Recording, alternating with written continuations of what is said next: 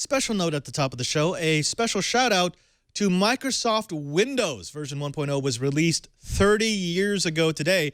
So everyone's operating system that everyone hates and yet most people use has turned the big 3-0. Let's go ahead and jump straight into the Blips. Now, when you think of the chip-making superpowers, there are a couple of names that jump to the front of your mind. Intel, Samsung, and Qualcomm. Together, those big three, well, they account for almost $380 billion in market capitalization.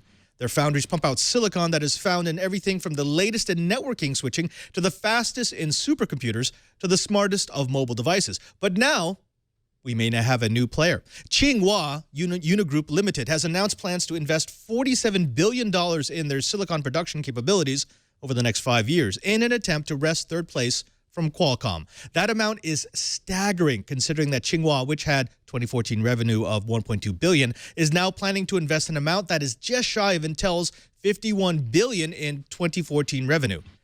Playing for a larger share of the $355 billion global chip market, Ching-Waa has been on a spending spree of late, making almost $10 billion in strategic acquisitions and investments in companies like Western Digital, PowerTech, as well as an attempted $23 billion takeover of Micron Technology.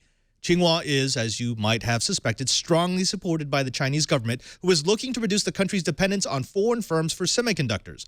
The first battlefield will most likely be the NAND industry, a highly competitive field with razor-thin margins where the top 5 players control 90% of the market.